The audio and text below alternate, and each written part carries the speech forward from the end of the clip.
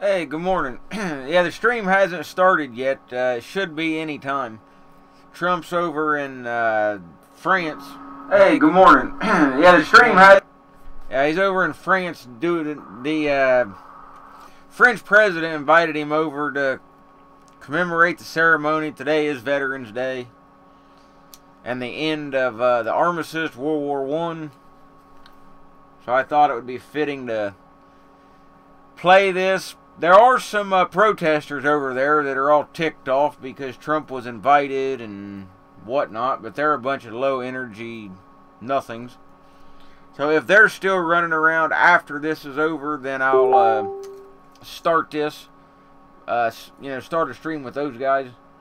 But otherwise, I'll just do the Trump part of it.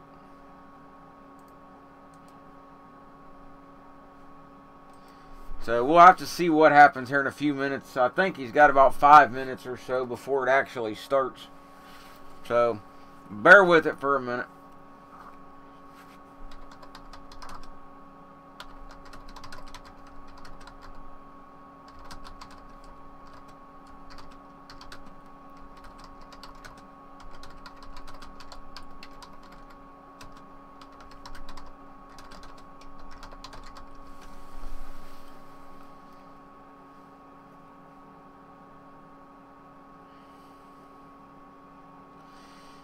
Yeah, I haven't looked at too much of that fire lately.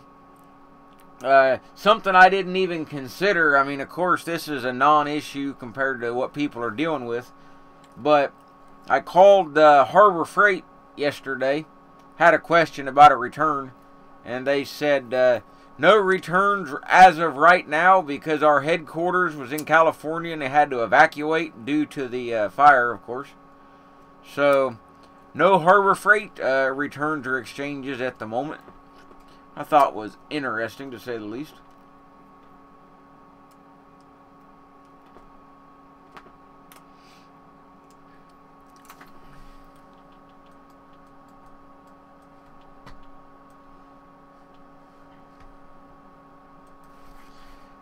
Well, since there's not much happening at the moment, with the Trump thing, let me jump over to the, well, if you want to call it that, the protests until Trump gets started here, and we'll go from there.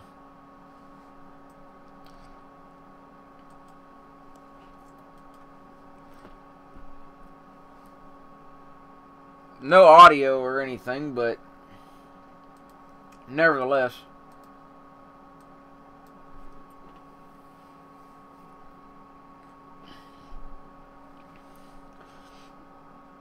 Yeah, they're probably trying to blame Trump for World War I as well. Wouldn't surprise me any.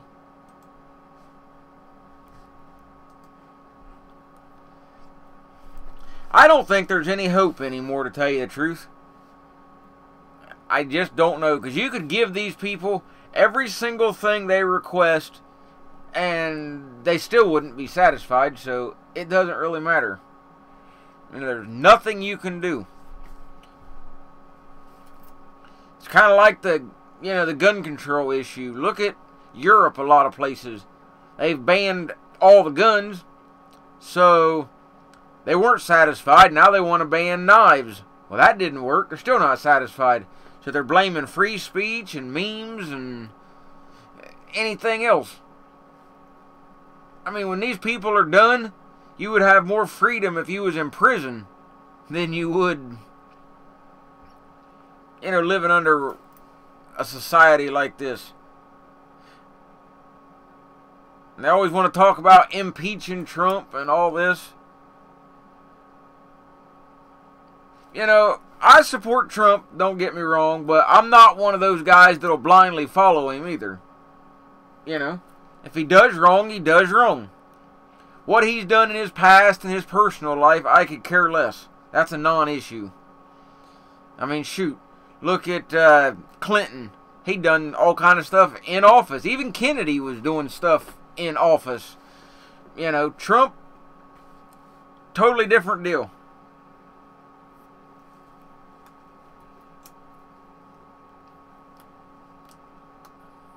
You know, if he does something wrong, then I'll call him out on it quick as anybody. But I'm not gonna make up a bunch of stuff just you know, for no reason. It's just ridiculous.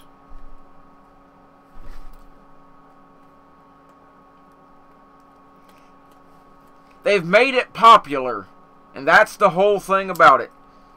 You know, that's all people care about, is how many shares and likes and all that they can get on their feeds. Hey, like the video, by the way. But no, seriously, that's all they care about, is the fame or notoriety, getting on TV and screaming and hollering and, you know, and all that kind of mess. And it's ridiculous. It means nothing. They'd rather have their, you know, 5 minutes of fame or whatever.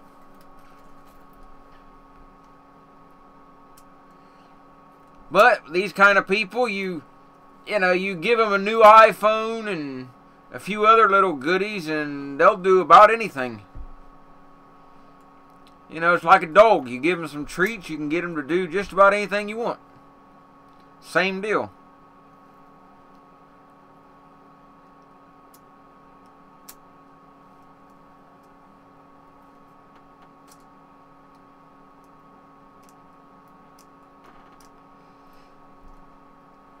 I don't really see Trump blocking aid completely to California, but I think that was more of a symbolic statement.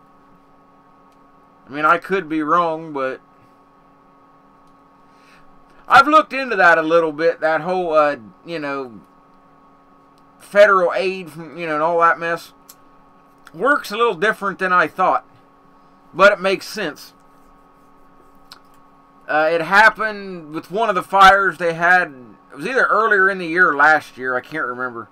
But there was one town that burnt to the ground and was not eligible for any federal help. And that's what got me to look into it. Reason was, if you don't declare a federal emergency beforehand, then you're not eligible.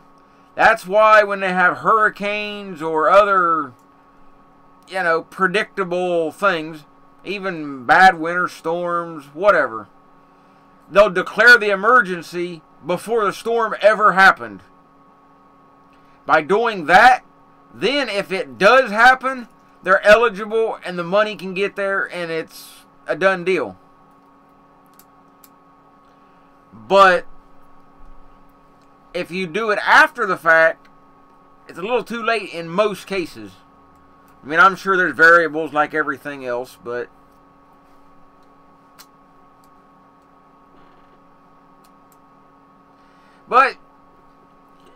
you know, California is so lost. I mean, I don't like seeing people suffer, don't get me wrong, but on the other hand, you can't sit there and kick and scream and moan and holler and complain and do all this threats and hateful stuff toward our president. Do all this hating when it's good. And then when something goes bad, run to him. It's like saying you hate cops, you know, standing out there on the street corner. I hate cops. They all need fired, you know, blah, blah, blah. Kill them all. Well, the first time somebody says boo in your direction, you run to the phone and call the cops. You know, I don't agree with that. If you're anti-whatever, then prove it. Don't accept anything in the bad times. You know, you can't just hate when everything's going your way. If you're going to be a hateful person, then good, bad, otherwise, tough. It's not a pick and choose. I'm going to hate you today, but, well, if I need you tomorrow, you know, well, I'll call you type of thing. You know, that, no. Well, when you have the media on your side, that's somebody you really need to be cautious of. You know, the media is a good indicator. If they hate you, you're probably a decent person in a lot of cases. Because you're not going with their agenda. You're bucking the trend. So if the media hates someone like Trump, well, he's probably a decent guy. But they loved Obama, and well, you seen how that turned out.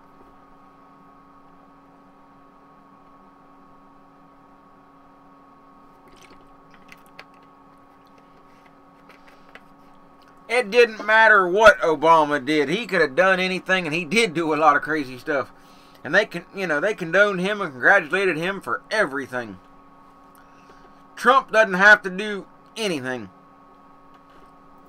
They'd get mad just because of what brand of toothpaste he used. I mean, they'd be wanting to boycott it. You know, it makes no difference.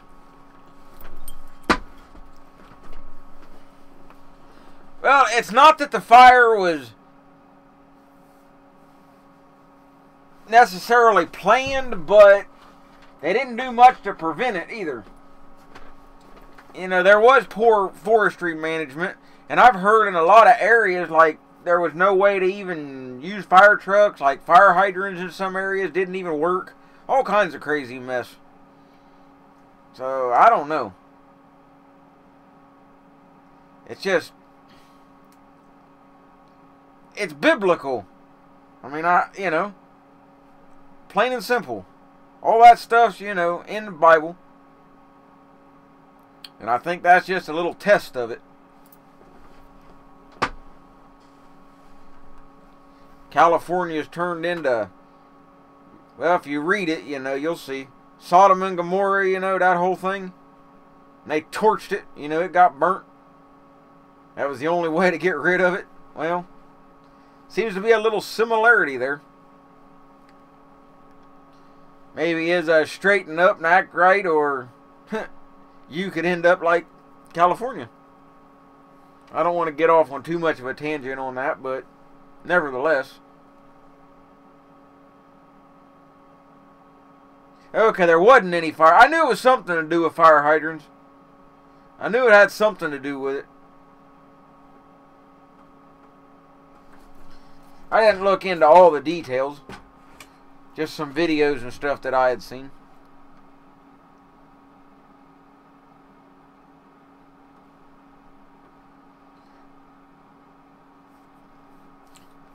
This Trump thing should be kicking off about any time. I don't know what the deal is, but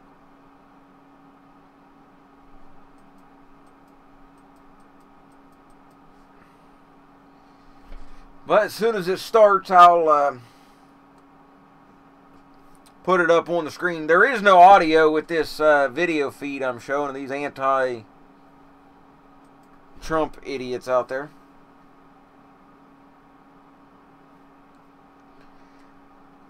They have no clue.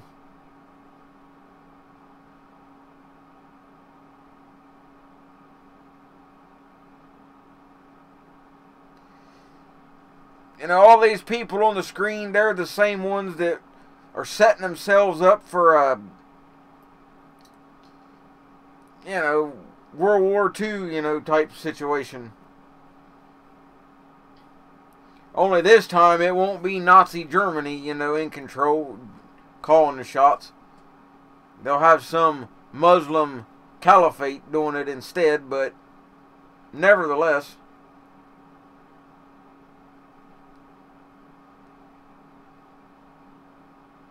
It just makes absolutely no sense. But like I said, it become popular. Look at all the stupid viral videos and stuff that have been out over the years. You know, these little challenges that people have done.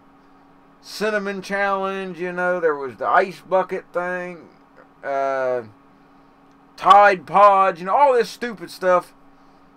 Some dangerous, but stupid nonetheless. And people done it just for a few seconds of fame. It's ridiculous. Post the colors. Oh, here we go. Color guard. Post the colors.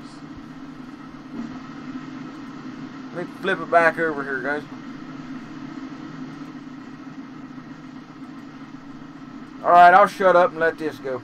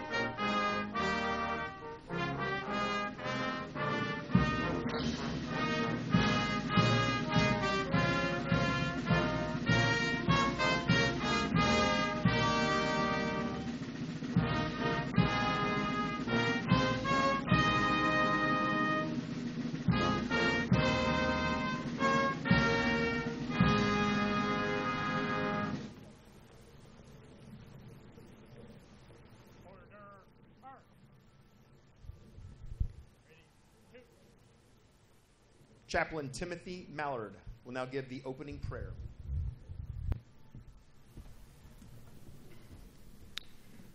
Good afternoon. I invite you to pray with me, please.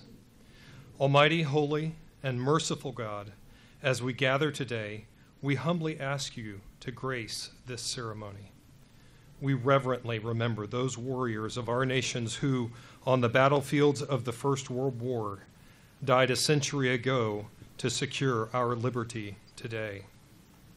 For those who here walked through the valley of the shadow of death, remain their eternal shepherd, and grant them even now rest in your kingdom, counting with grace their final sacrifice in defense of liberty.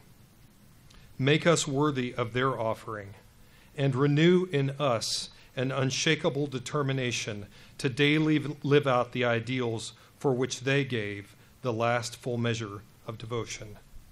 With thankful and hope-filled hearts, inspire us by our sacred fallen to a new determination to ever defend justice, peace, and freedom. Interceding for your people, these petitions I offer to you, our great Lord of Lords and King of Kings. Amen.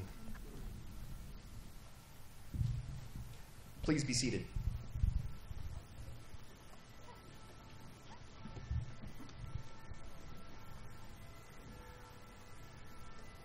Please welcome the Secretary of the American Battle Monuments Commission, the Honorable William Matz.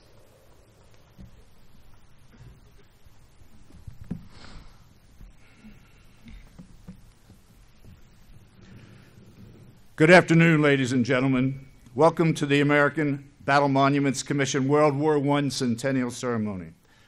It is indeed an honor for me to be with you today on the 100th anniversary of the signing of the armistice that ended World War I, and to extend a particularly warm welcome to our President, President Donald J. Trump, and to our many distinguished guests. We also welcome the descendants of two of our soldiers who are resting here. Heather Ewing, family member of First Lieutenant George W. Ewing, Jr., and First Lieutenant Louis R. Ewing. And Mr. Rick Redmond, family member of Private Frederick Redmond. We are indeed honored by your presence. The mission of the American Battle Monuments Commission is to commemorate the honor, the service, and the sacrifice of the United States Armed Forces.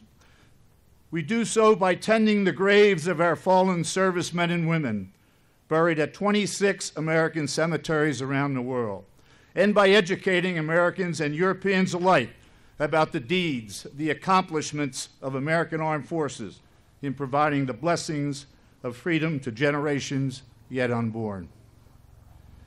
During this centennial period, we have reaffirmed our mission to honor the 4.7 million Americans who served in uniform during the Great War, a war that began the alliance with Europe that has continued for the past century. As part of our commemoration of the centennial, today we are gathered here at Suresnes American Cemetery. This was the first of our overseas American cemeteries. 116,000 Americans gave their lives in the Great War to make the world safe for democracy.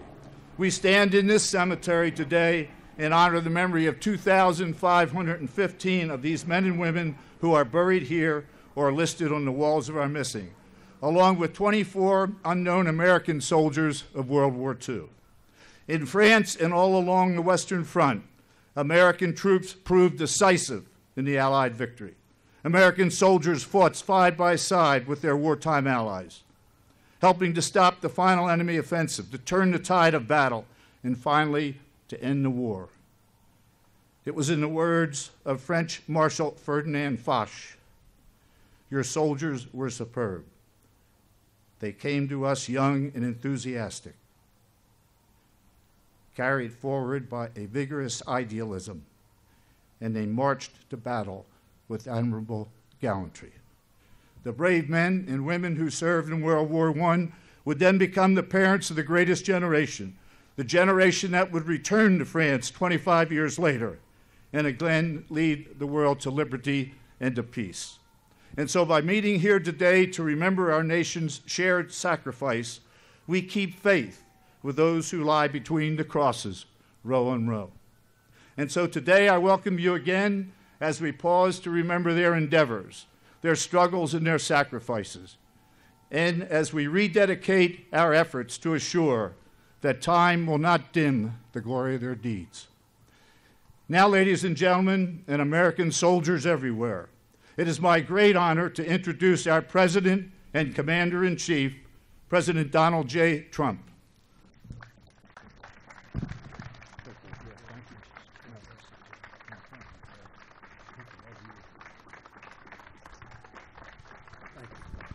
Thank you very much, everybody.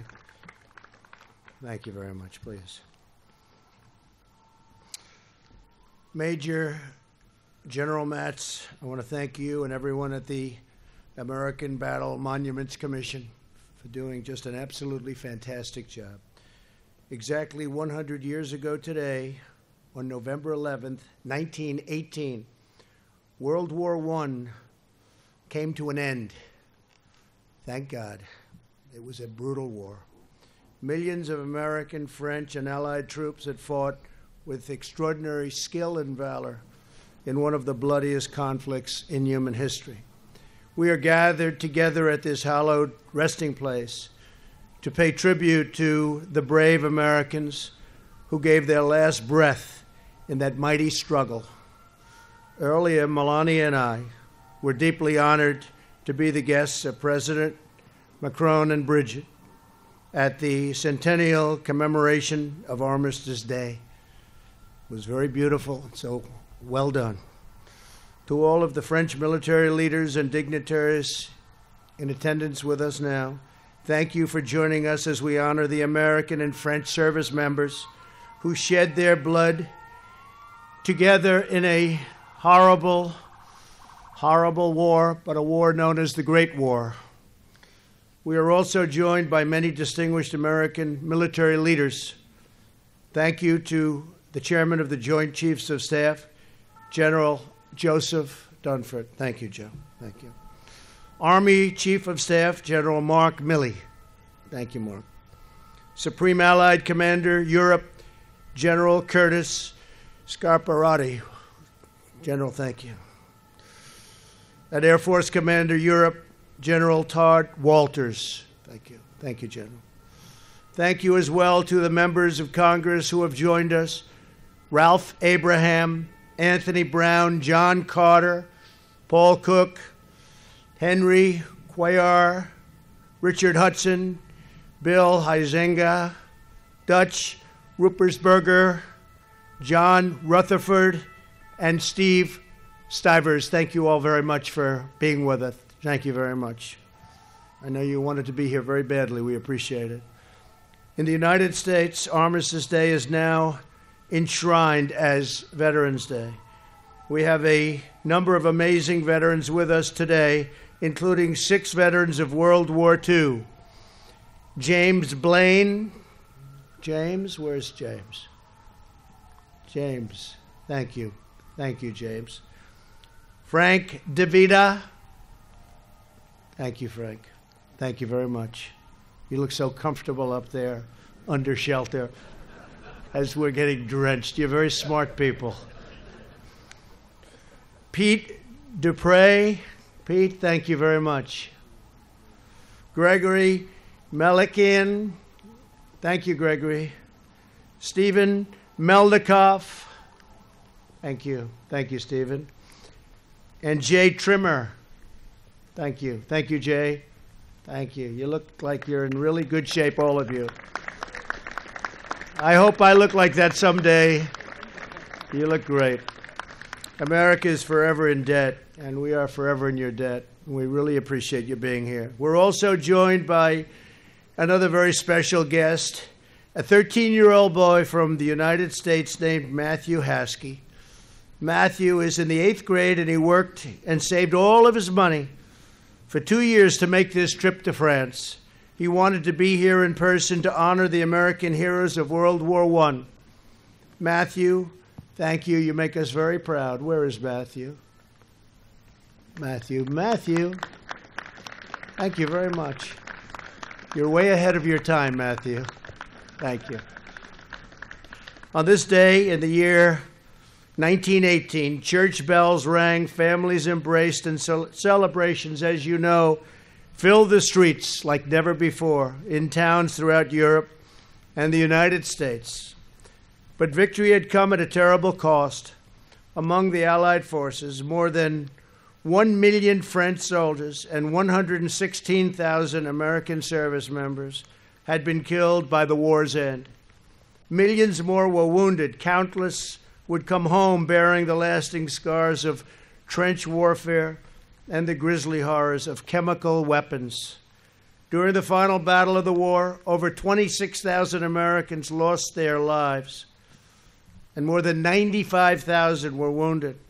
It was the single deadliest battle in United States history. Think of that. 26,000 Americans lost their lives in a battle. Here on the revered grounds of Suresnes American Cemetery lie more than 1,500 U.S. service members who made the ultimate sacrifice in the First World War. Among those buried here are legendary Marines who fought in the Battle of Belleau Wood. In that treacherous forest and the surrounding fields, American Marine soldiers and Allied forces fought, and they fought through hell to turn the tide of the war, and that's what they did. They turned the tide of the war. It was in that battle that our Marines earned the nickname Devil Dogs, arising from the German description of their ferocious fighting spirit. John Kelly knows that name, Devil Dogs, very well, John, right? Earlier this year, President Macron presented an oak sapling from Belleau Wood as a gift to our nation, an enduring reminder of our friendship sealed in battle. We fought well together. You could not fight better than we fought together. Sergeant Eugene Ware from Hazleton, Pennsylvania, was one of the Marines at Belleau Wood. Eugene raced straight into a barrage of enemy fire like no one has ever seen before, to bandage his friend's wounds and carry him back to safety. Months later, Eugene was mortally wounded. He passed away one day after Christmas. His mother would come right here to mourn by the grave of her precious son. She loved him so much. She was one of the thousands of American moms and dads whose beloved children found their final resting place on the hillside of Suresnes. Each of these marble crosses and stars of David marks the life of an American warrior. Great, great warriors they are, who gave everything for family, country, God, and freedom. Through rain, hail, snow, mud, poisonous gas, bullets, and mortar, they held the line and pushed onward to victory. It was a great, great victory. Costly victory, but a great victory. Never knowing if they would ever again see their families or ever again hold their loved ones. Here are the words of a young soldier named Sergeant Paul Maynard from a letter he wrote only a few days before the end of the war. Dear Mother, I think of you all at home, and I know if I am spared to get back, that I shall appreciate home more than ever, ever before. It will seem like heaven to me to be once more where there is peace and only peace. On November 11th, 1918, Paul died in the final hours of battle, just before the end. No, sadly, he did not make it. He was among the countless young men who never returned home. But through their sacrifice, they ascended to peace in heaven. Rest in peace, Paul. The American and French patriots of World War I embody the timeless virtues of our two republics: honor and courage, strength and valor, love and loyalty, grace and glory. It is our duty to preserve the civilization they defended and to protect the peace they so nobly gave their lives to secure 1 century ago. It is now my great honor to present Major General William Matz with an American flag as a symbol of our nation's gratitude to the American battle monuments. The Commission has done such an incredible job, and General, we very much appreciate it. Today we renew our sacred obligation to memorialize our fallen heroes on the soil where they rest for all of eternity. Thank you very much. And General, this is a great honor. Thank you very much. Thank you.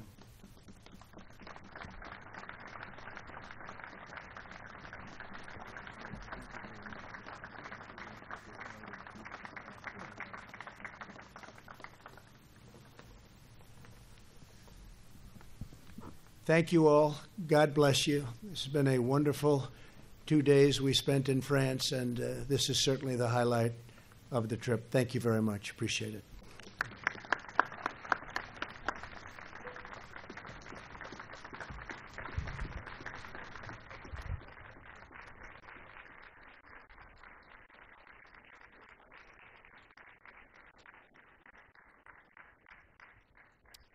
Ladies and gentlemen, please rise for the benediction and remain standing for the playing of taps and the retiring of the colors. And now receive this benediction, please. Mighty God, creator of the nations, as we leave this hallowed ground now, remind us that it is only by the gracious provision of your Holy Spirit that we live and move and have our being. Indeed, as we have exercised our duty to remember, now renew in us your everlasting hope, that from the fire of war we may walk afresh in the light of your peace. In the timeless assurance of your holy word, I offer now a benediction. May the Lord bless you and keep you. May the Lord make his face to shine upon you and be gracious unto you. May the Lord lift his countenance upon you and grant you peace now and forevermore. Amen.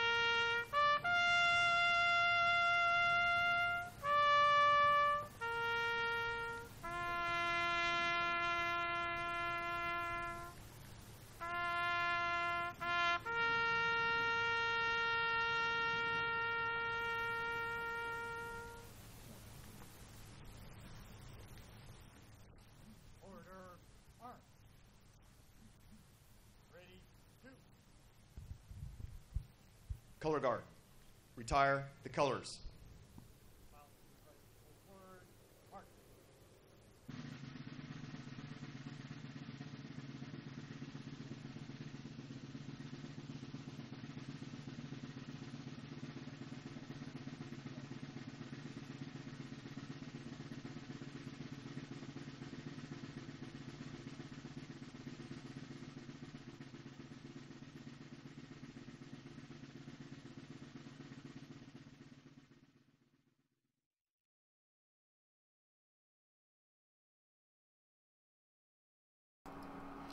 Well, guys, that's the end of that, so give me a second here and I'll switch over and see if any of the protests whatnot's still going on. Give me a second here to find it again.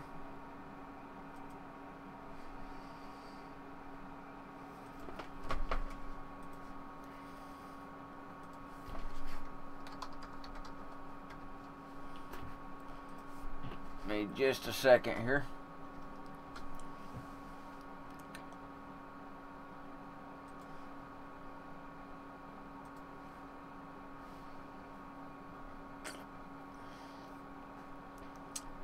Well, they must have ended it because I don't really see any other live feeds.